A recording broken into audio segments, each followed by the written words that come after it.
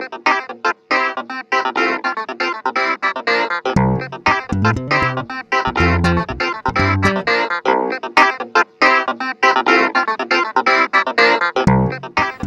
les enfants, on s'assoit par terre, en cercle, et avec la main droite, on a la paume vers le haut. Avec la main gauche, on a la paume vers le bas. Alors, on est assis et sans se toucher. Il ne se touche pas les mains parce que là, you, je suis une fille, you. On inspire. On expire.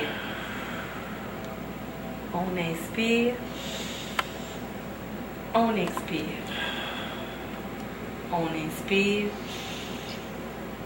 On expire.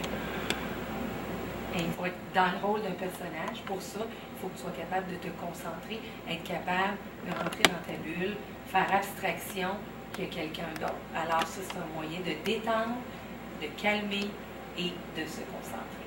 Okay? Alors ça, c'est la première chose qu'on va faire. Et ensuite, on va parler de comment on bouge dans un personnage. Il y a les gestes, il y a la voix, il y a différentes démarches qu'on peut prendre, tout ça. Mais là, on va commencer avec un exercice de la voix et de respiration. Alors,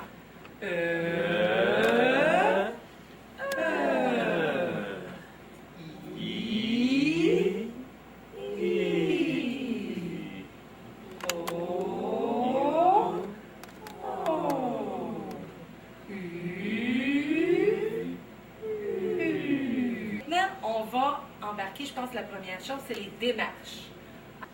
Vous allez marcher sans but précis. Vous devrez adapter votre démarche selon les commentaires proposés. Vous marchez lentement et vous avez tout votre temps.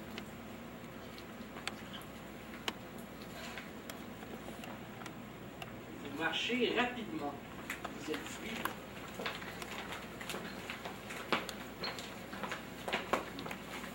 Vous marchez comme si vous flottiez sur un nuage.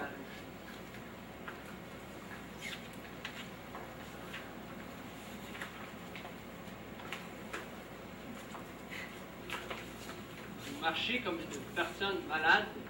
Vous êtes très faible.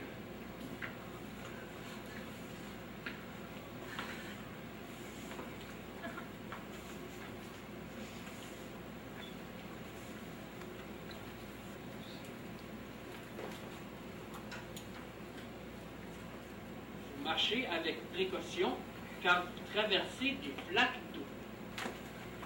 Vous vous promenez dans un sentier en forêt et prenez de grandes respirations.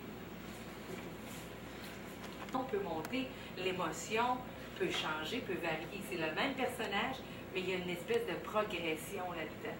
Alors, je te demande justement de te placer dans le rôle de ce personnage-là avec ta partenaire que tu sois présentement.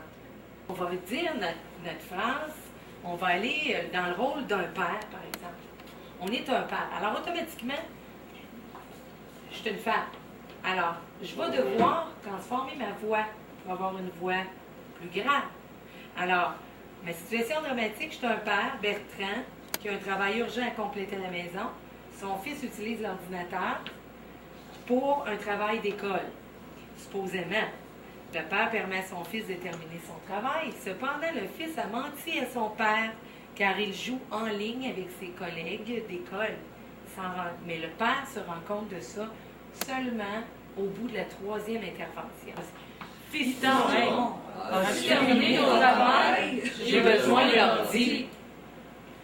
1 an plus tard, là, il commence un peu plus impatient. Alors, dans notre ton de voix, on est un peu plus affirmatif. Alors, Fiston, as-tu terminé ton travail? J'ai besoin de l'ordi.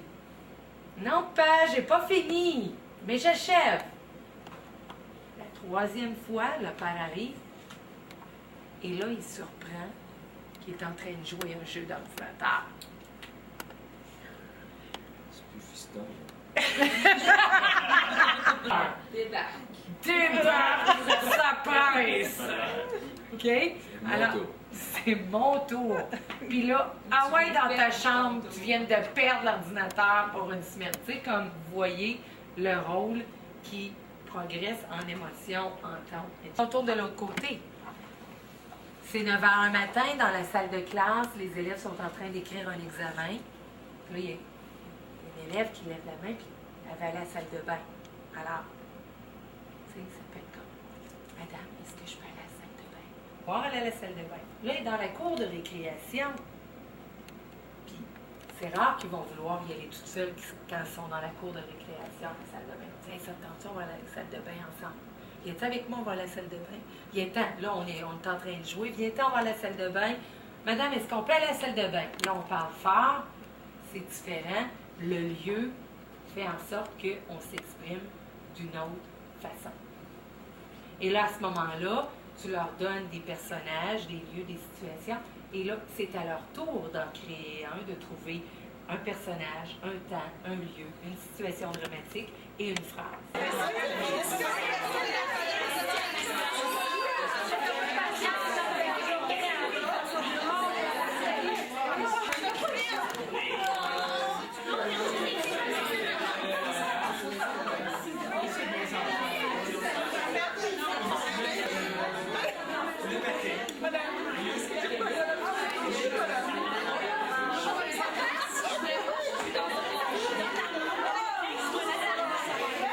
Vous devenez des personnages, alors c'est extraordinaire.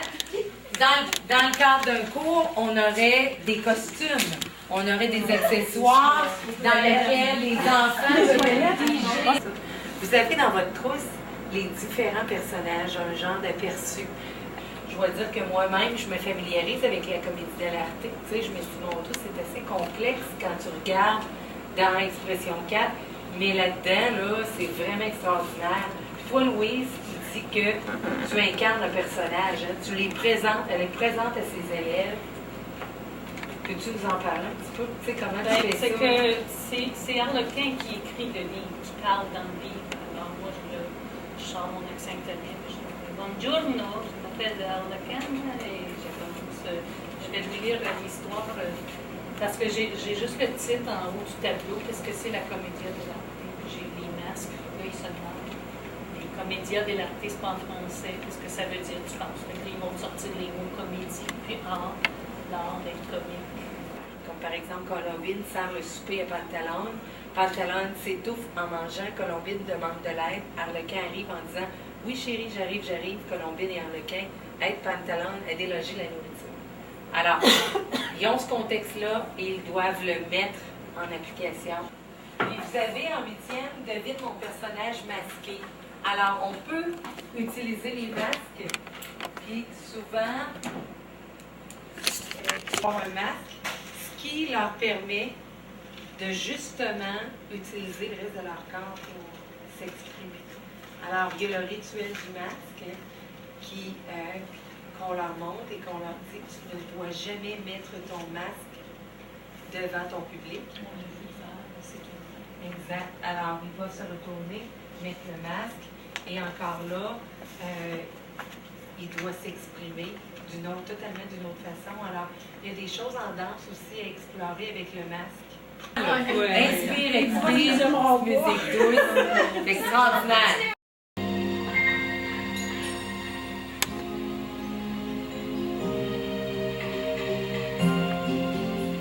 Et prends conscience à quel point quand tu es calme et détendu, tout devient plus facile.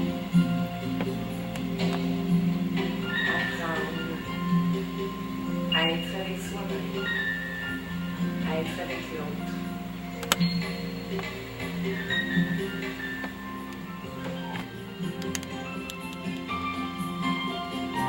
Calmement, se bouge, doucement tes mains, reste à ta place. Et tu iras prendre ton âme au moment où je te l'ai